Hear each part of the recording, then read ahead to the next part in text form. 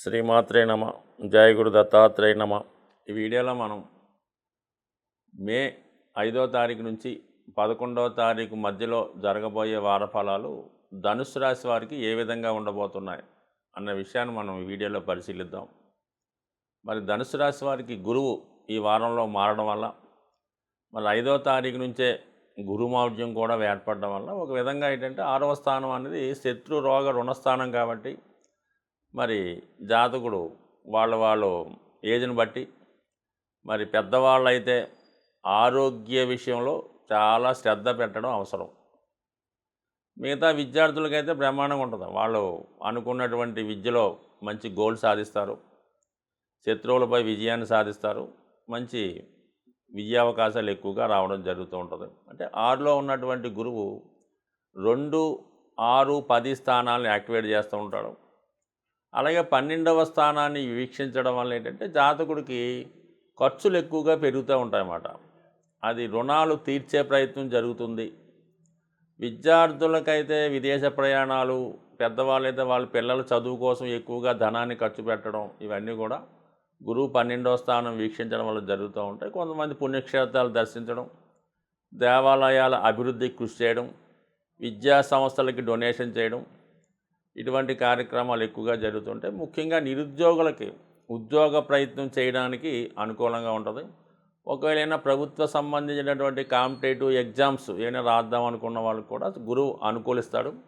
దానికి శని భగవానుడు కూడా చాలా సహకరించడం జరుగుతూ ఉంటుంది. అంటే 3వ స్థానంలో సాటర్ను చాలా కాలంగా మంచి ఫలితాలు ఇస్తున్నాడు. దానికి ఉద్యోగ ప్రయత్నం చేస్తున్నంత వరకు కూడా గురువు సహకారం బాగుంటుంది కాబట్టి దాన్ని సద్వినియోగం చేసుకుంటే ఖచ్చితంగా మరి నిరుద్యోగులకి ఇది మంచి అవకాశంగా రావడం జరుగుతుంది. రవి భాగ్యాధిపతిగా ఉన్నటువంటి రవి 5వ స్థానంలోకి వచ్చి లాభాధిపతితో కలిసి 5వ స్థానంలో సంచరిస్తున్నాడు. సో ఇది కొంతవరకు ఎలా ఉంటుందంటే జాతకుడి యొక్క ఇండివిజువల్ టాలెంట్ పెరుగుతూ ఉంటుంది. వాళ్ళలో ఉన్నటువంటి ప్రతిభకు తగిన గుర్తింపు రావడం జరుగుతూ ఉంటుంది. అంటే జాతకుడి కన్నా జాతకుడు తండ్రి గారికి చాలా మంచి ఫలితాలు రావడం జరుగుతూ ఉంటుంది.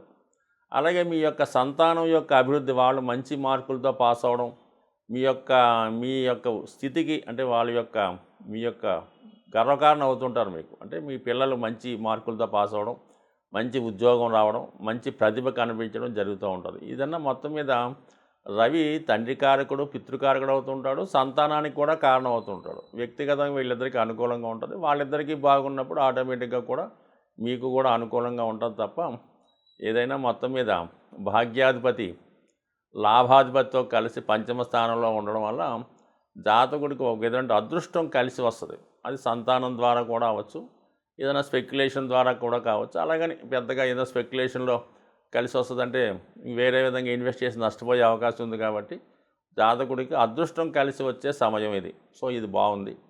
దశమంలో కేతువు, ఇది ఒక విధంగా ఉద్యోగంలో అసహనాన్ని, ఇబ్బందిని కలిగిస్తూ ఉంటాడు. ముఖ్యంగా 4వ భావంలో ఉన్నటువంటి వ్యయాధిపతి కుజుడు ఏదైనా స్థిరాస్తి అమ్మే ప్రయత్నం ఫలించే అవకాశం ఉన్నది. అంటే ఏదైనా చాలా కాలంగా మీ ఆధీనంలో లేనటువంటి మీ యొక్క ఏదైనా స్థలం కానీ, గృహం కానీ, లేదంటే చాలా కాలంగా అవిభాగ్యం అంటే జాతకుడు పంచుకోకుండా ఉమ్మడి ఆస్తి ఏమన్నా ఉంటే ఈ సమయంలో దాన్ని సెటిల్మెంట్ చేసుకొని అది వేరే వాళ్ళకి మీ ఆస్తిని ఇచ్చి ధనం తీసుకోవడం కానీ, లేదంటే మీరు ఆస్తిని తీసుకొని వాళ్ళకి ధనాన్ని ఇవ్వడం కానీ, మొత్తం మీద స్థిరాస్తి సంబంధించిన విషయంలో సెటిల్మెంట్లు ఎక్కువగా జరుగుతాయి. స్థిరాస్తి అమ్మే ప్రయత్నం జరుగుతుంది. సో అలాగే ఏంటంటే జాతకుడు ఉపాధి అవకాశాల కోసం బయట ప్రాంతానికి కానీ, విదేశానికి కానీ, వేరే ప్రాంతానికి కానీ వెళ్ళే ప్రయత్నం కూడా కొంతవరకు నెరవేరే అవకాశం ఉంది. ఎందుకంటే కొంతవరకు ఇబ్బంది పెడుతూ దాని తర్వాత మళ్ళీ వర్కౌట్ అవుతూ ఉంటుంది అన్నమాట. ఇప్పుడైతే రాహు ఒక ప్రాంతంలో ఉంటాడో, ఒక భావంలో ఉంటాడో, ఆ భావం యొక్క ప్రయత్నాలు 1-2 సార్లు చేస్తే తప్ప ముందుకు వెళ్ళడం జరగదు. కానీ ఖచ్చితంగా ఇస్తాడు. శని ఫలితాన్ని ఇస్తాడు, రాహు ఫలితాన్ని ఇస్తాడు. కానీ ఇమీడియట్గా ఇవ్వరన్నమాట. కొద్దిగా బాగా శ్రమ పడిన తర్వాత ఇవ్వడం జరుగుతుంటుంది. కాబట్టి మరి ఎక్కువగా ఎవరన్నా మరి బయట దేశాలకు కానీ, బయట ప్రాంతానికి కానీ ఉపాధి కొరకు ప్రయత్నం చేస్తుంటే వాళ్ళు ప్రయత్నం చేయండి. మరి ఇమీడియట్గా కాకపోయినా తొందరలో పని జరిగే అవకాశం ఉన్నది. అయితే ఆర్థిక విషయాల్లో ఎక్కువగా నష్టపోయే అవకాశం ఉంది. కాబట్టి ఏదైనా ఉద్యోగం కోసమో, వీసా కోసమో, విదేశ ప్రయత్నం కోసమో ఎవరికైనా లంచం కానీ, డబ్బులు కానీ ముందుకిస్తే అవి పోయే అవకాశం ఉంది. కాబట్టి ఏదైనా జెన్యూన్గానే ప్రయత్నం చేసుకోండి తప్ప ఈ బ్యాక్ డోర్ ద్వారా డబ్బులు ఇచ్చి ఈ వీసాలు అవి ప్రయత్నం చేస్తే మాత్రం టోటల్గా నష్టపోయే అవకాశం ఉంది కాబట్టి జాగ్రత్తగా వ్యవహరించండి. మరి ఈ వారం అంతా జాతకులు అమ్మవారి అనుగ్రహం కోసం, అలాగే కుజుని యొక్క అనుగ్రహం కోసం ఎక్కువగా హనుమాన్ చాలీసా పారాయణ, కనకదుర్గ అమ్మవారి అష్టోత్తర పారాయణ చేయడం వల్ల ఖచ్చితంగా జాతకులు మోసపోకుండా జెన్యూన్గా వాళ్ళ యొక్క పని పూర్తయ్యే అవకాశం ఉంటుంది. మనం ఈ వారఫలాలు తెలుసుకునే క్రమంలో ఈ వారం ప్రత్యేకత ఏంటంటే, మరి ఈ 5వ తారీఖు నుంచి మనకి గురు మౌఢ్యం ప్రారంభం అవడం జరిగింది. సో కారణం వల్ల శుభగ్రహం అయినటువంటి గురుగ్రహం ఎప్పుడైతే రవికి సమీపంగా వచ్చి గురుమౌఢ్యం చెందడం వల్ల గురువిచ్చే శుభ ఫలితాలు సంపూర్ణంగా మనకి ఇవ్వలేకపోతుంటాడు. సో అలాగే ఈ సమయంలో మనం ఏదైనా వ్యాపారం ప్రారంభించినా, గృహప్రవేశం చేసినా, వివాహాలు లాంటి శుభకార్యాలు చేసినా, అలాగే ముఖ్యంగా విద్యాభ్యాసం లాంటివి, అక్షరాభ్యాసం లాంటివి చేసుకోవడం వల్ల మరి గురువు బలహీనంగా ఉన్నటువంటి సమయంలో మనకి గురువు బలహీనంగా ఉన్నప్పుడు ఆ ఫలితం మనకి సంపూర్ణంగా రాకపోవడం, దాని తర్వాత ఆ కార్యక్రమం సక్రమంగా కంటిన్యూ అవ్వకపోవడం, మధ్యలో ఆగడం. సో ఆ కారణం వల్లే మనకి వివాహం లాంటి శుభకార్యాలు నిషేధించారు. అలాగే జ్యోతిష్ శాస్త్రరీత్యా కూడా గోచార ఫలితాలు ఇచ్చినప్పుడు ఏదైనా ఒక జాతకుడికి ఫలితం బాగుండాలంటే శుభగ్రహాలైనటువంటి గురువు, అలాగే శుక్రుడు బలంగా ఉన్నప్పుడు, శుక్రుడు బలంగా ఉండడం వల్ల స్త్రీలకి శుభ ఫలితాలు రావడం జరుగుతుంటాయి. అదే గురువు బలంగా ఉన్నప్పుడు అబ్బాయిలకి, మగవాళ్ళకి శుభ ఫలితాలు రావడం జరుగుతుంటాయి. మరి ప్రస్తుతం ఈ గురుమౌఢ్యం, శుక్రమౌఢ్యం ఒకేసారి కలిపి నడవడం వల్ల చాలా వరకు మామూలుగా కూడా ఏ కార్యక్రమం తలపెట్టినా దానికి మనకి ఆర్థిక పరంగా, ఫైనాన్స్ పరంగా ఇబ్బంది పడడం జరుగుతూ ఉంటుంది. అలాగే శుభకార్యాలు లాంటివి వాయిదా పడుతుంటాయి కాబట్టి ముఖ్యంగా శుభకార్యాల వరకు వాయిదా వేసుకోండి. అలాగే మనకి ఈ జూన్ 3వ తారీఖు వరకు కూడా ఈ 2 మహోద్యాలు ఉంటాయి కాబట్టి మరి జాతకులు కూడా మనకు ఏమి పనులు అవడం లేదండి, మీరు చెప్పినవి ఏమి జరగడం లేదు అనుకుంటే మాత్రం ఏమీ మనం చేయలేము. ఎందుకంటే శుక్రుడు, గురువు బలహీనంగా ఉండడం వల్ల చాలా వరకు ఏ పని తలపెట్టినా కూడా అది ఆర్థికపరమైన ఇబ్బందితో ఆగిపోతూ ఉంటుంది.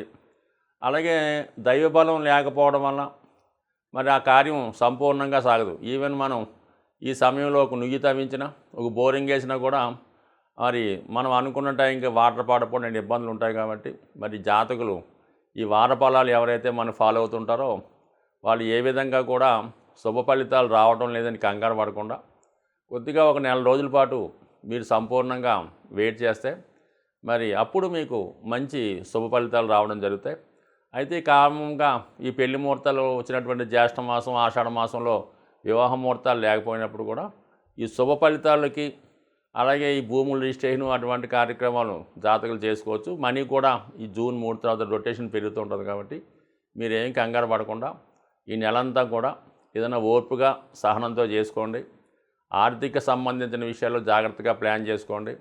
ఎటువంటి తొందరపాటు చర్యలు తీసుకోకుండా, ఎవరికి ఎటువంటి ప్రామిస్ చేసుకుండా ఫైనాన్స్గా ప్లాన్ చేసుకుంటే అన్నీ సవ్యంగా, అనుకూలంగా సాగే అవకాశం ఉంటుంది. బట్ ఏదైనా ఈ గురుగ్రహ, శుక్రగ్రహ అనుగ్రహం కోసం, మరి శుక్రదేవుడి యొక్క అనుగ్రహం కోసం మరి లక్ష్మీ అమ్మవారికి సంబంధించినటువంటి అమ్మవారి కుంకుమ పూజ కానీ, అలాగే లలితా సహస్రనామం కానీ, కనకదార స్తోత్రం కానీ, లక్ష్మీ స్తోత్రం చదువుకోవడం, గురుగ్రహ అనుగ్రహం కోసం శివునికి అభిషేకం చేసుకోవడం వల్ల, శివనామ స్మరణ వల్ల, విష్ణు సహస్రనామ పారాయణ వల్ల, సో ఏదైనా మీ కులదైవాన్నో, మీ గురువునో, మీ పెద్దన్నో ఆశ్రయించి వాడి యొక్క మంచి మాటలు వినడం వల్ల ఖచ్చితంగా మరి గురువు కూడా మీకు మంచి ఫలితం ఇచ్చే అవకాశం ఉంటుంది. స్వస్తి.